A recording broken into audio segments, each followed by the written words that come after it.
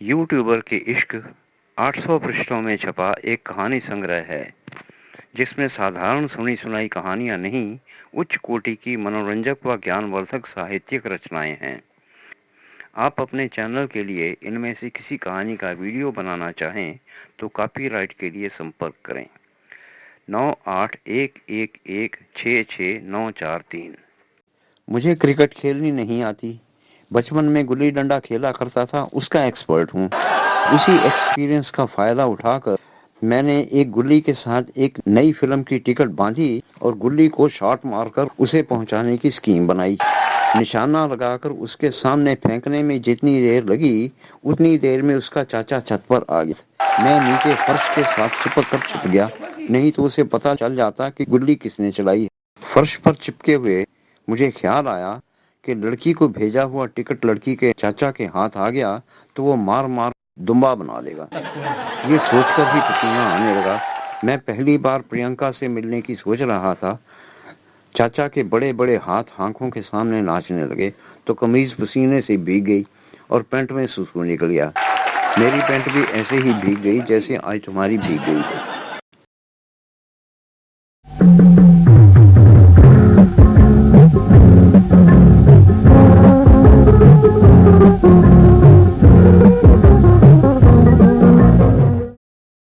उसकी बात सुनकर प्रीतम ने बुरा सा मुंह बनाया, लेकिन कुछ बोला नहीं। विनोद आगे कहने लगा, कपड़ों से पानी बहकर फर्श पर तालाब बन गया और मैं डर का मारा घंटा भर तालाब में पड़ा रहा।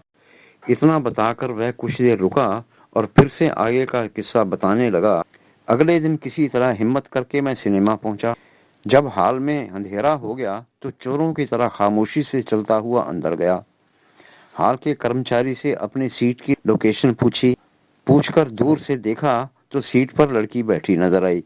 फिर भी मैं डरता हुआ चोरों की तरह चलता हुआ उस तक पहुंचा। बैठते ही मैंने वह फिल्मी डायलॉग बोलना शुरू कर दिया जो मैं पिछले हफ्ते भर से लड़ रहा था। प्रियंका, तुम मिस वर्ल्ड प्रियंका हो। तुम्हारी जैसी ना आज तक हुई, ना भविष्य में होने की संभावना है। अभी मेरा डायलॉग पूरा भी नहीं हुआ था कि 2.5 किलो के एक हाथ ने मेरा गला पकड़ लिया और दूसरे 2.5 किलो के हाथ के थप्पड़ ने मेरे गाल पर धमाका किया। मुझे चांद से मैं प्रतिभाशाली युवकों को इन सभी कहानियों की नाट्य रूपांतर सीरीज में अभिनय करने के लिए आमंत्रित करता हूं। इच्छुक संपर्क करें।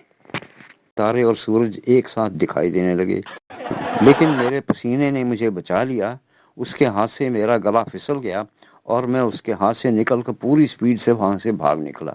नहीं तो उसके गुरिल्ला जैसे चाचा ने मेरा कीमा बना लेना था। मैंने परियों जैसी ही प्रियंका के साथ फिल्म देखने का प्रोग्राम बनाया था, उसकी बजाय गुरिल्ला जैसा उसका चाचा आ गया। मैंने बाहर आकर अपना टिकट आधे पैसों में बेचा और वापस आ गया। पता नहीं उस बेचारे के साथ क्या बीती होगी जो मेरी सीट पर जाकर बैठा होगा। प्रीतम ने उसकी बात सुनकर शोक प्रकट किया। यानी दिल के अरमां आंसुओं में बह गए। विनोद ने बिसोरते हुए कहा, यार मजाक मत करो। मुझे 200 रुपए की चपत लग गई और थप्पड़ पड़ा अलग। कमीने ने इतनी जोर से मारा था कि 8 दिन तक मुंह सूजा रहा, खाना भी ठीक ढंग से नहीं खा सका।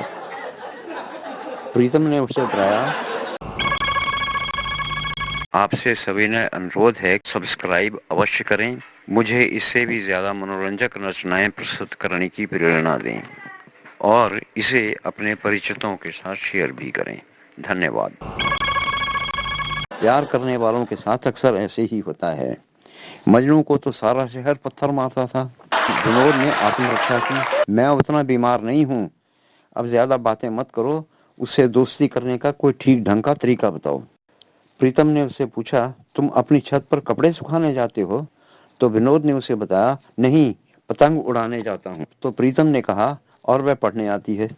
तुम्हें और तुम्हारी पतंग भी देखती होगी। विनोद ने याद करके बताया, हाँ देखती है। प्रीतम ने सुझाव दिया, एक लव लेटर लिखकर पतंग के साथ बांधो और जब अकेली नजर आ जाए उसके सामने पतंग गिरा देना। तो विनोद ने उसे बताया, ये आइडिया तो मुझे भी आया था, लेकिन मुझे लव लेटर लिखना नहीं आता। तो प्रीतम ने उसे कहा, मुझसे लिखवा लो। लव लेटर लिखने की फीस 200 रुपए है, 50 रुपए एडवांस देने पड़ेंगे। विनोद ने आरोप लगाया, तुमने तो लूट मचा रखी है।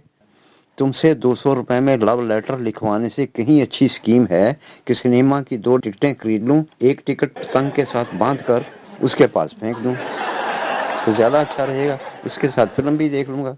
तो प्रीतम ने तर्क दिया, पहले तो चाचा ने अकेले मारा था, अब की बार खानदान के सारे मेंबर मिलकर मारेंगे और मारने के बाद पुलिस के हवाले कर देंगे। तो विनोद ने उस पर एहसान मारा, मैंने तुम्हें 25% प्राइस में पेंट खरीदने का ट्रिक मुफ्त में बता दिया, तुम एक छोटी सी बात नहीं बता सकते? तो प्रीतम कहने लगा, इंट्रोडक्शन करवाने, लव लेटर लिखवाने और डिलीवरी लायक पैसे नहीं है तुम्हारे पास। मेरी फीस देने की तुम्हारी हिम्मत नहीं पड़ती। मेरा मशवरा है, पतंग पर नमस्ते जी लिखकर उसके सामने गिराकर देख लो। अगर पढ़कर हंस पड़ी तो आके मुझसे लव लेटर लिखवा लेना, 100 रुपये एडवांस लेकर आना।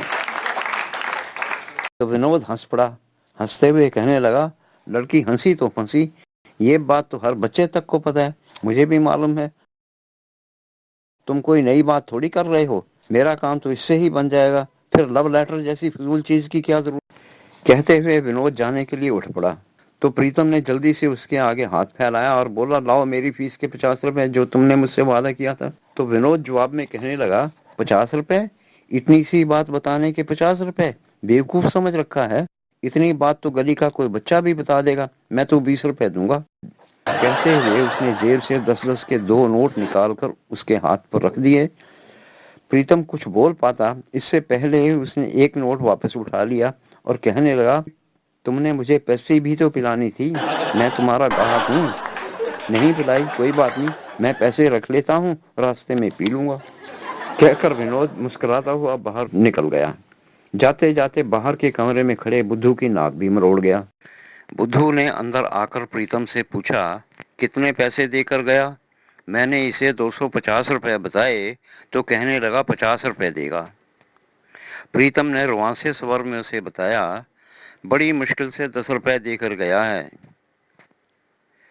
बुद्धू ने अपनी भड़ास निकाली, 250 रुपए के काम के 10 रुपए देकर गया, कमीना कहीं का। तुम भी बेवकूफ हो, पहले पैसे क्यों नहीं लेते? पहले पैसे लिया करो, फिर तरीका बताया करो। प्रीतम ने जवाब दिया, तुम ठीक कहते हो, आज के बाद मैं पहले पैसे लिया करूंगा, फिर ही बात किया करूंगा। अगर मैं भूल जाऊं तो तुम मुझे इशारा कर दिया करना, ठीक है? उनकी आवाज सुनकर भूषण भी बाहर आ गया और पूछने लगा, इसने पैसे क्यों नहीं दिए? प्रीतम ने विनोद की सफाई दी, गरीब है, पैसे नहीं थे, पटरी पर कपड़े बेचता है।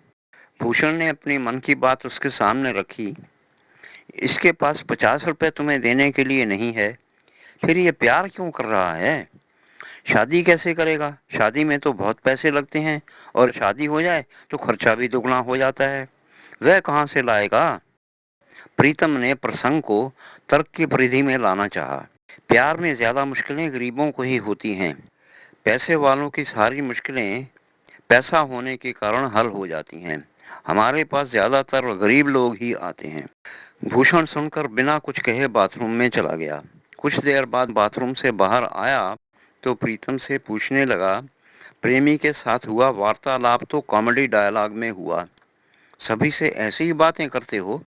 प्रीतम ने बताया, नहीं यार, एक तो रात की विषय का असर है, ऊपर से कच्चे बनियान की फनी सिचुएशन बन गई, फिर सोने पे सुहागा, कैंडिडेट भी ऑड आया, कॉमेडी तो होनी ही थी। भूषण ने अपनी राय दी, इस युवक की तुम्हारे साथ हुई बकबक का एक मजेदार वीडियो बन सकता है। सुनकर प्रीतम हंस पड़ा, तुम पर भी वीडियो का भूत आ गया? तभी भूषण का फोन बजा। भूषण ने कान से लगाकर पूछा, जी मम्मी। दूसरी तरफ से आवाज सुनकर कहने लगा, मैं 10 मिनट में पहुंच जाऊंगा।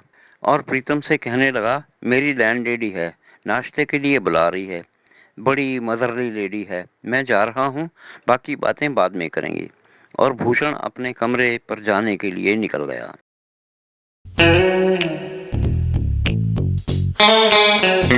भाइयों, बहनों, मित्रों, प्रेमियों और प्रेमिकाओं, इससे आगे की कहानी अगली बार।